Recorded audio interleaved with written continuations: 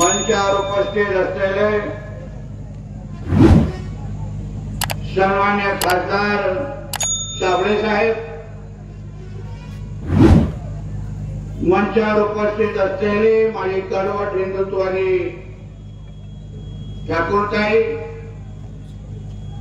उपस्थित असलेले सर्व हिंदू बंधू भगिनींनो आणि माझे सर्व तरुण मित्रांनो, आज आपल्या पुरुष मध्ये हिंदू जन आक्रोश मोर्चा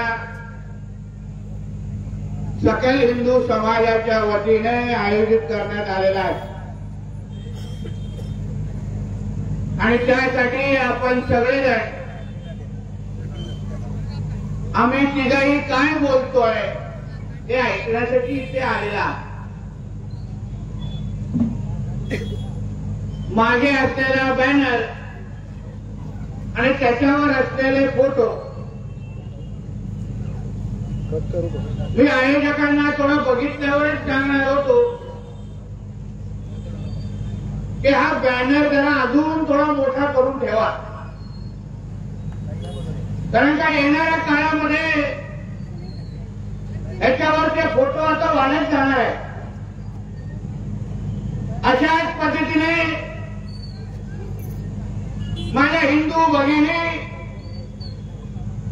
लव जिहादच्या शिकार होत राहतील आणि आपण सगळेजण फक्त अशा पद्धतीचे मोर्चे काढत राहणार, अशा पद्धतीच्याच घोषणा देत राहणार आणि देवाकडे प्रार्थना करत राहणार की आई बाबांनी शक्ती दे आणि विशालगडला मुक्ती दे. म्हणजे सगळं काय आई बाबांनी करायचं आणि आम्ही नुसत्या घोषणा द्यायच्या, आम्ही काय करायचं. म्हणून हा बॅनर थोडा अजून मोठा केला ना तर चांगलं होईल, कारण का काही आता जसे आठवडे जातील तसे हे जिहादी आपल्या एक एक बहिणींना टार्गेट करणार लव जिहादच्या नावाने आणि मग एक दिवस तुमच्या आयुष्यामध्ये उजळेल जेव्हा तुम्हाला सांगितलं जाईल की आता ह्या देशामध्ये, तुमच्या भारत देशामध्ये गणेश चतुर्थी साजरी करायची नाही, नवरात्र साजरा करायची नाही, तुमच्या घरातली मंदिरं हे ठेवायचे नाही, पूजा प्रार्थना करायचं नाही. या देशामध्ये, या पुरुषमध्ये कुठेही भगवा झेंडा दिसता कामा नये. ज्या देवतांना आपण पूजतो त्या कुठल्याही मूर्त्या तुमच्या इथे दिसता कामा नये आणि तुम्हाला असंही सांगितलं जाईल की हा तुमचा भारत देश आता इस्लाम राष्ट्र झालेला आहे, म्हणून तुम्हाला असलेली तुमची सगळी नावं बदलून आता इस्लामच्या प्रमाणे ठेवायला लागतील आणि ह्या देशामध्ये तुम्हाला राहायचं असेल तर तुम्हाला इस्लाम धर्मामध्ये धर्मांतर केल्याशिवाय तुम्ही या पुरुषमध्ये, या महाराष्ट्रात, या भारतात तुम्ही राहू शकणार नाही. अशा पद्धतीच्या दिवसासाठी तुम्ही सगळेजण कदाचित थांबला असाल तर बांधवांनो, भगिनींनो आणि माझ्या हिंदू मित्रांनो, तो दिवस निश्चित पद्धती लांब नाहीये, फार जवळ येतोय. कारण का जसं आमच्या ताईने विचारलं ते बाबा एवढेच जमले आहेत, त्या पण ताई तुला आश्चर्य वाटत नाही, जास्त जमले, जास्त जमले. असं कसं? माझ्या घरातली मुलगी गेली नाही ना. जे म्हण आहे ना, छत्रपती शिवरायांनी जन्माला यावं पण शेजारच्या घरी, आमच्या घरात नको. आम्हाला काय पडलेलं आहे? मरतायत का हिंदू? लव जिहाद, लँड जिहाद, वक्फ बोर्डच्या नावाने मरतायत. आम्हाला काय पडलेलं आहे त्याच्यात? आमच्या आमची संख्या हळूहळू कमी होते हिंदू राष्ट्रामध्ये. आजच्या काळात आज आपण 89% आहोत भारत देशामध्ये, 89%. आता हे लोक असंच लँड जिहाद लव्ह जिहाद करत राहिले, वक्फ बोर्ड करत राहिले तर आपण येऊ 30-40%. आणि मग आपल्याच हिंदू राष्ट्रामध्ये आपल्याच देशामध्ये एक दिवस बांगलादेशचे व्हिडिओ तुम्ही अतिशय नीट पद्धतीने पहा. सुंदर व्हिडिओ येत आहेत. किती सुंदर आहे, आनंद वाटतोय ना बघण्याचा, उत्साह वाटत असेल. कसं हिंदूंना मारलं जात आहे ठेचून ठेचून, हिंदूंना असं लटकवत आहेत आणि प्रत्येक जण येऊन वस्त्र मारतोय त्यांच्यावर, वस्त्र थुकतात त्यांच्यावर, हिंदूंच्या शरीरावर. किती आनंद वाटतोय ना बघण्यासाठी. उद्या आपलं पण असंच होणार आहे. काय वेगळं होणार आहे? तेच होणार आहे. ज्या मंदिरात सगळ्या मंदिरात तोडली जात आहेत, ज्या मूर्त्यांसमोर तुम्ही नतमस्तक होता, देवी देवतांच्या समोर, हिंदू देवतांच्या समोर तुम्ही जे काय प्रार्थना करता ना, ते बांगलादेशमध्ये जाऊन बघा, सगळे तोडफोड चालू आहे. असे लाटाने तुडवतात मंदिर, पुतळे आपल्या मूर्त्या लाटाने तुडवतायत. मग इस्कॉनचं मंदिर असो, गणपतीचे मंदिर असो, गौतम बुद्धांचा विहार असो, लाटाने तुडवण्याचं काम चालू आहे. तेच आपलं होणार आहे. चालेल ना? आपल्याला काय फरक पडतोय?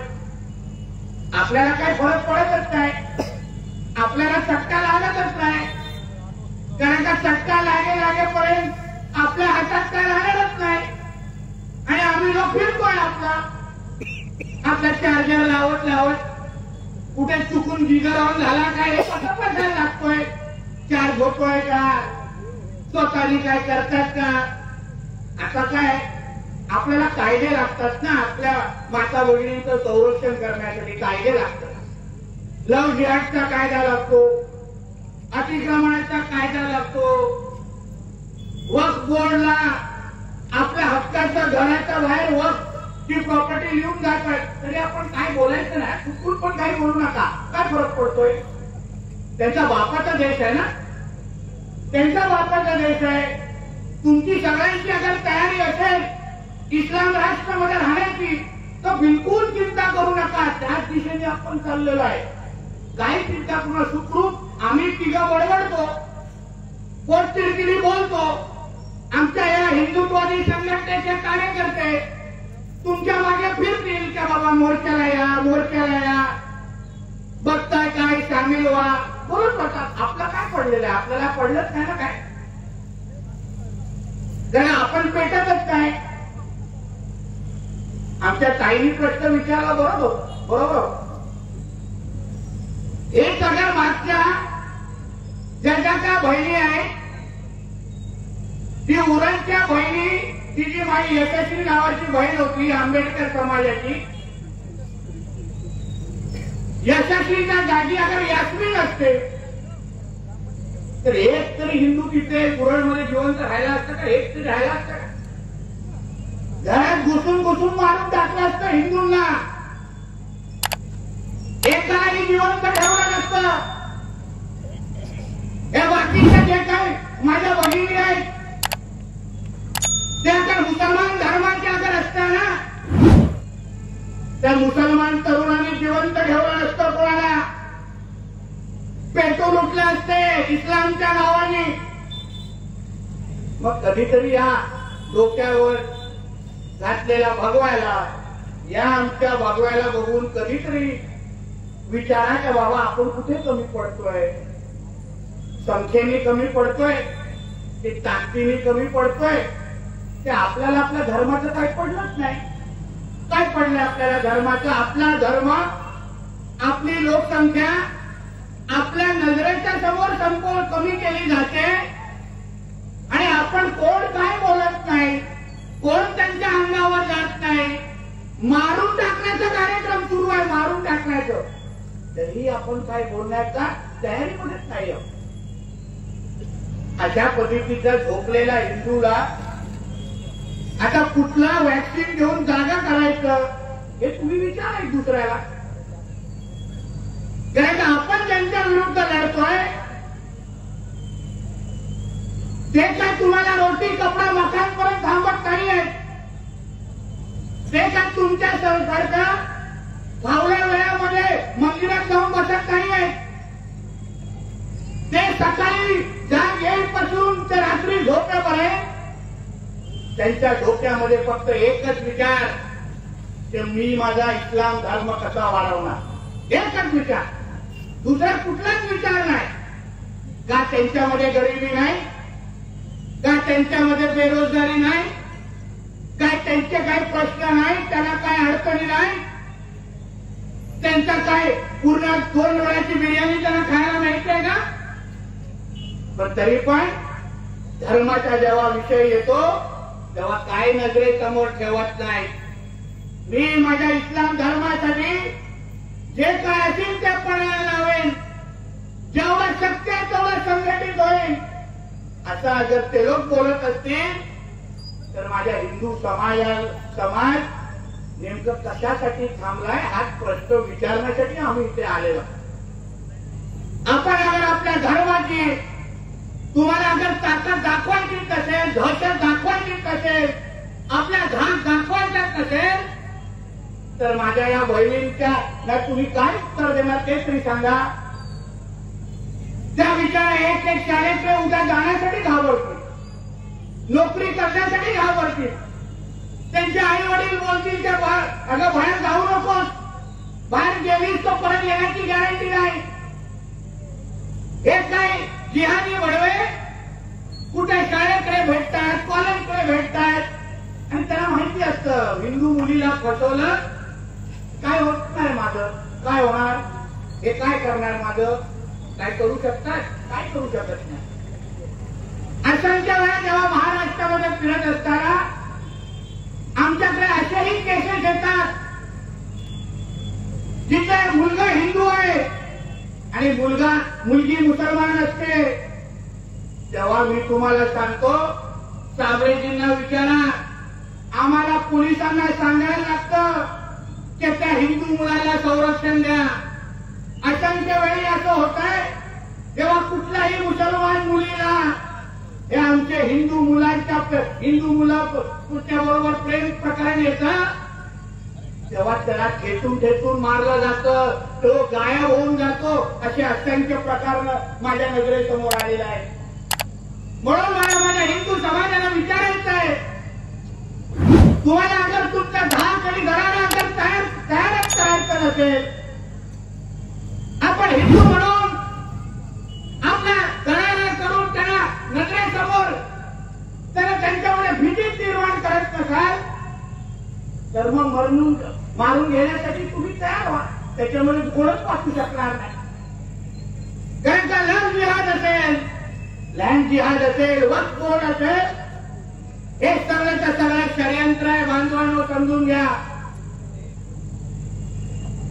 हे लोकांना 2047 पर्यंत जेव्हा पॉप्युलर फ्रंट ऑफ इंडिया ही एक दहशतवादी संघटना आहे, त्यांच्या कार्यकर्त्यांना जेव्हा पुण्यामध्ये पकडलं गेलं एनआयएच्या माध्यमातून, तेव्हा एनआयएला त्यांनी एक स्टेटमेंट दिली.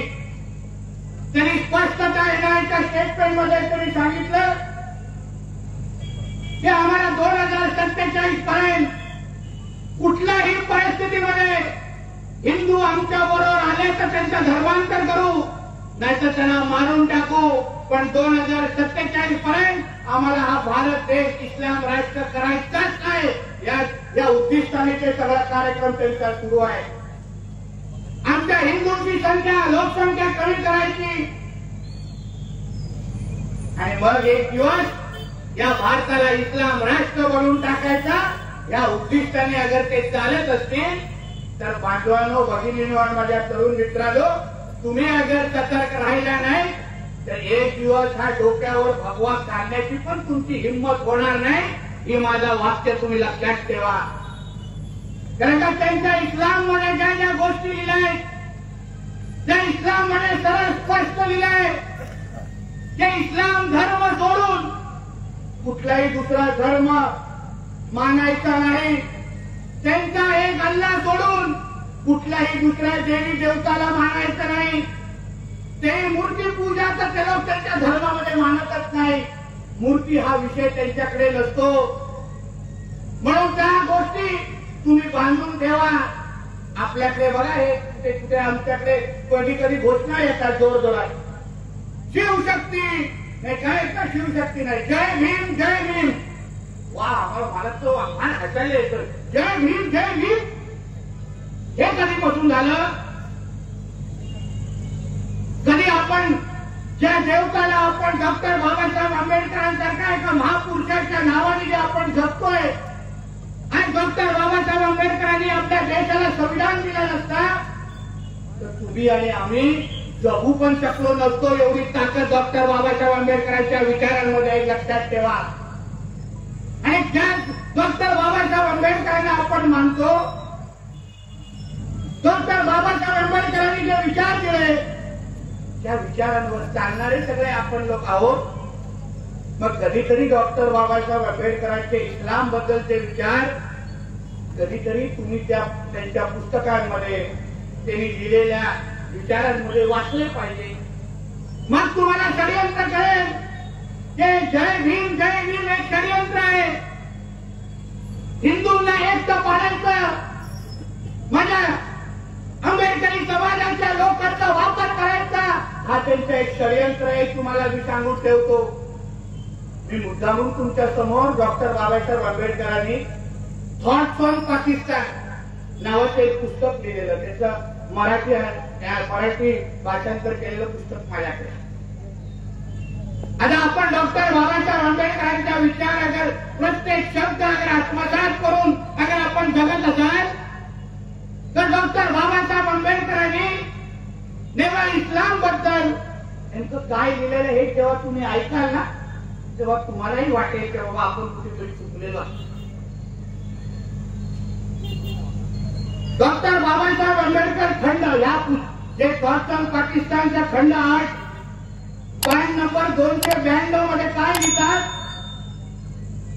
इस्लामच्या सिद्धांतापैकी एक सिद्धांत असा आहे की इस्लामच्या सिद्धांतापैकी एक सिद्धांत असा आहे की ज्या देशात इस्लामिक राजवट नाही अशा देशात जर इस्लामिक कायदा आणि त्या देशाचा कायदा त्यांच्यात विरोध आला तर त्या देशाच्या कायदा त्यांच्यात विरोध आला तर देशाच्या कायद्यापेक्षा इस्लामिक कायदा वरचढ ठरेल. म्हणजे संविधान मानायचं नाही, इस्लामिक कायदा वरचढ ठरेल. पुढे लिहितात त्यावेळी मुसलमानांसाठी इस्लामिक कायद्याचं पालन करणं आणि त्या देशाच्या कायद्याचं उल्लंघन करणं हे इस्लामानुसार न्याय ठरेल. हे डॉक्टर बाबासाहेब आंबेडकरांनी लिहिलेलं आहे. आता तरी समजून घ्या. म्हणजे तुम्हाला या ज्या कायद्यामध्ये इस्लाम कायद्यात नसेल त्या कायद्याला आपण मानायचंच नाही.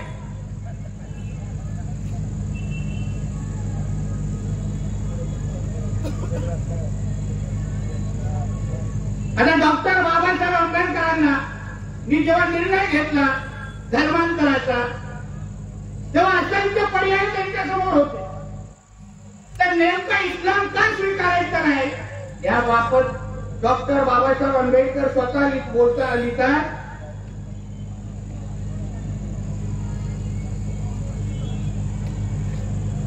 डॉक्टर बाबासाहेब आंबेडकर स्वतः लिहितात पान क्रमांक 289 आणि 290 ज्यांच्या धार्मिक भावना आणि व्यवहार यात हात घालणं अत्यंत धोक्याचं आहे असा जर कुठला समाज असेल तर तो मुसलमान होय. हे डॉक्टर बाबासाहेब आंबेडकरांनी इस्लाम न स्वीकारण्याचे कारण दिलेलं आहे. आता जे आपण वारंवार जय भीम बोलणाऱ्या लोकांनी बौद्ध धर्माबद्दल यांनी काय केलेलं आहे, आपल्या गौतम बुद्धांच्या पुतळ्याची यांनी काय अवस्था केली तुम्ही बांगलादेशमध्ये पाहत असाल. आणि मग डॉक्टर बाबासाहेब आंबेडकरांनी आपल्या या पुस्तकामध्ये 6 जून 1950 रोजी डॉक्टर बाबासाहेब आंबेडकर यांनी YMBM कोलंबोला आयोजित विश्व बौद्ध भातृत्व संमेलन केलेल्या भाषणात ते म्हणाले आहेत, विदेशी आक्रमणापैकी मुसलमानद्वारा बौद्ध धर्माला अधिक झळ पोचलेली आहे. मुसलमान लोक प्रतिमा व मूर्तीचे विरोधक आहेत. त्यांनी बुद्धांच्या मूर्ती तोडफोड केली व भिक्षूंना ठार मारलेला आहे. त्यांनी नालंदाचा विशाल बौद्ध विश्वविद्यालय सैनिकी किल्ला समजून व चिवरधारी भिक्षुकांचे सैनिक समजून त्यांचा संहार केला. जे भिक्षुक त्या भीषण रक्तपातातून वाचले ते नेपाळ, तिबेट, चीन इत्यादी देशात पळून गेलेले आहेत. हे ह्यांचे बौद्ध धर्माबद्दल या जिहादाची मानसिकता ते डॉक्टर बाबासाहेब आंबेडकरांनी स्वतःच्या पुस्तकामध्ये लिहून ठेवलेले आहे.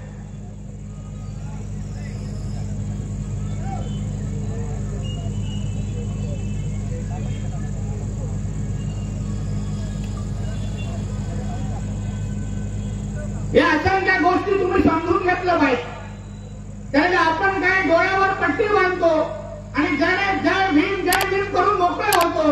पण ही परिस्थिती अगर तुम्ही लोकांनी समजून घेतली नाही बांधवानं, तर तुम्हालाही कळेल की ही गोष्ट आपल्या हातातून बाहेर निघून गेलेली आहे.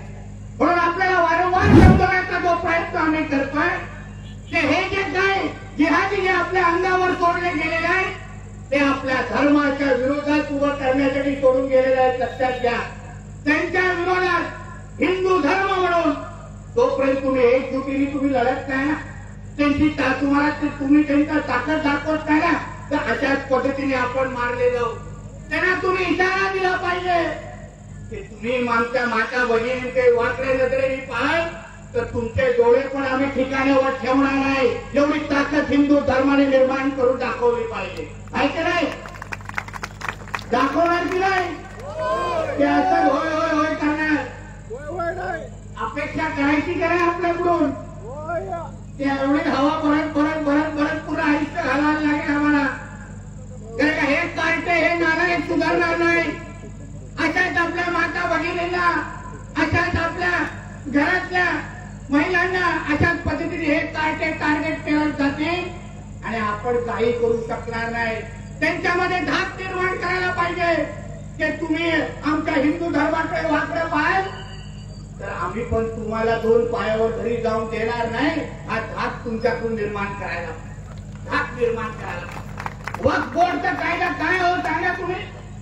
त्यांच्या बापाचा आहे काय चांगली आणि सगळ्या गोष्टी? त्यांच्या आप्पांनी येऊन ठेवलंय का त्याच्या 7-12वर त्या एमएला मकान आहे? कोणी काटा येतो आणि बोर्ड लावून दाखव वक्फ बोर्डचा? आमच्या देशामध्ये फक्त डॉक्टर बाबासाहेब आंबेडकरांचाच कायदा चाललाय. तुमचा वक्फ बोर्डचा कायदा आहे ना, घेऊन जा तुझ्या पाकिस्तानमध्ये, तिथे आम्ही चालवून देणार नाही, तिथे चालवून देणार नाही. मला यादी दिली गेली ते काय राणे साहेब बघा, सांगलीमध्ये एवढे वक्फ बोर्डच्या प्रॉपर्टी आहेत.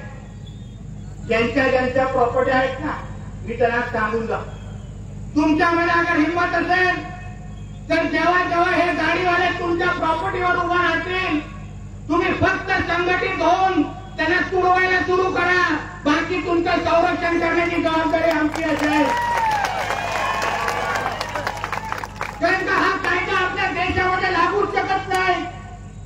अहो जे इस्लाम राष्ट्र आहे, पाकिस्तान असो, अफगाणिस्तान असो, बांगलादेश असो, अहो इस्लाम राष्ट्रामध्ये अगर अशा पद्धतीचे वक्फ बोर्डचे अगर कायदे नसतील तर यांच्या बापाचा देश आहे का ते हे लोक आपल्या इथे येऊन ही दादागिरी करणार? वक्फ बोर्डचं काय करायचं आहे ते आता तुम्ही संसदेमध्ये बघतच असाल. तुम्हाला लवकरच गोड बातमी भेटेल की ह्या लोकांनी जेवढ्या जमीन आपल्या घेऊन ठेवलाय ना, आपल्या नरेंद्र मोदी साहेबांचं सरकार यांच्या डोंगराखाली घेऊन आपल्या फक्त तुम्ही तुमचा घात निर्माण करा. हा कायदा आपल्या देशामध्ये लागू शकत नाही. आणि त्याला जो अधिकारी तुमच्या नजरेसमोर येईल त्याला फक्त सांग, अरे बाबा तू इथे जे इथे त्यांची चाटण्यासाठी बिर्याणी खाण्याच्या निमित्ताने जे आलायस ना, तुझी जरा हिंमत असेल ना, त्यांच्या मोहल्ल्यामध्ये जाऊन एका हिंदू मंदिराचा जरा भगवाश्री झेंडा लावून दाखवा ना जरा तिथे. सगळी सिंगमगिरी आमच्याकडे कशाला दाखवता, सगळी ताकद आमच्याकडे कशाला दाखवता. म्हणून यापुढे कुठलाही वक्फ बोर्ड तर कोणीही बोर्ड लावून तुमच्याकडे आला तर तुमची जबाबदारी असेल त्याचा वक्फ बोर्डचा बोर्ड घ्यायचा आणि त्याच्या डोक्यावर आपटायचा आणि सांगायचं माझी प्रॉपर्टी देणार नाही. कायद्यानुसार ती प्रॉपर्टी जाऊ शकत नाही. त्या वक्फ बोर्डच्या हा जो भाषा हे करतात तिथे सगळेच सगळे फक्त मुसलमान, हिंदूंना जागाच नाही. म्हणजे चोरी पण ह्यांनी करायची, पोलीस पण ह्यांच्यात बसवायचे, जज पण ह्यांचा, वकील पण ह्यांचा. आम्ही फक्त भाईचाराच्या नावाने खाजवत बसायचो. आम्ही काय करायला गेलो नाही यार जर भाईचारा आहे ना, म्हणजे भाई केलो चारा आमच्या ढोंगणात थोडं भाईचा. सर्व धर्म समभाव हा ठेका फक्त हिंदूंनीच घेतलाय, या जिहादांनी कुठेच घेतलेला आहे. त्यांना सर्व धर्म समभाव मानत नाही, कारण का त्यांच्या कुराणमध्ये दुसऱ्या धर्माला जागा नाही. आपल्याला हे सर्व धर्म समभावचं टेप रेकॉर्डर आपल्या समोर लावलं जात. मी काय त्या सर्व धर्म समभावच्या टेप रेकॉर्डरला ना मानत ना मला ते वाक्य पटत. या देश हा आपला भारत देश हा हिंदूंचा देश आहे आणि आमच्या देशामध्ये पहिलं प्राधान्य हिंदूंना दिलं जाईल आणि बघत दुसऱ्यांना दिलं जाईल. हे ठणकावून तुम्हाला सांगायला आलं पाहिजे, ठणकावून आलं पाहिजे. आपला देश आहे, या हिंदू राष्ट्राचं संरक्षण करण्याचं काम आपण लोकांनी करायला पाहिजे. तुम्ही ठणकावून सांगितलं पाहिजे आमच्या देशामध्ये जय भीम जय भीमचा आजपासून नारा लागणार नाही. नारा करायचाच असेल, नारा कुठला बोलायचाच असेल तर एकमेव नारा द्या, शिवशक्ती आणि भीमशक्तीचा. द्याल का नाही? जोरात दोन दे, शिवशक्ती शिवशक्ती भीमशक्ती. आज नारा पटून आला पाहिजे, बाकी कुठलाही नाही. तुम्ही लोकांनी समजलं पाहिजे हे षडयंत्र आहे. आज जर आपण एक दुसऱ्याबरोबर कडवटपणामध्ये राहिलो नाही ना तर काहीच होणार नाही. इकडचे काही केसेस माझ्याकडे दिल्यात लव जिहादच्या. काही पोलीस अधिकारी आहेत, सगळ्यांवर बोलणार नाही, मोजके असतात बिर्याणीची आवड असणारे. त्याला फार बिर्याणी आवडतं, आपला वडापावचे कांदे पोहे बिलकुल आवडत नाही. आणि मग लव जिहादची केस झाली, बापालाच विचारतात मुलगी तुमची आहे का? मग त्याला जरा उलट विचार ना, तू पण आमचाच आहेस ना, तर बाहेरून आणलेला आहे, आमचाच खातोस ना, आमच्याच पगारावर राहतो ना. हे जे काय युनिफॉर्म घातलाय, हे जे काय आमदार पद लावलंय, हे जे काय खासदार पद लावलंय ना, त्याच्या अगोदर आम्ही सगळेजण हिंदू आहोत हे लक्षात घेऊन जेव्हा तुम्ही जगाल तेव्हा ही तुमचीच आहे ना हे विचारायला कधी तुम्ही हिंमत करणार नाही. आणि मग लव जिहादची केस झाल्यानंतर केस घ्यायला तास लावायची आणि मग सगळा ते काही ह्युमन राईट बीट गेल्यानंतर मग ती काही केस दाखल करायची. इकडच्या पोलीस खात्यातल्या काही अधिकाऱ्यांना सांगितलं सरकार हिंदुत्ववादी आहे, गृहमंत्री आमचे देवेंद्र फडणवीस साहेब आहे, तुम्हाला अगर त्या पोस्टिंगवर अगर मजा येत नसेल ना तर अशी सगळी मस्ती करा, पण तुम्हाला अशा जिल्ह्यामध्ये घेऊन जाऊ ना ते बायकोला फोन पण लागणार नाही.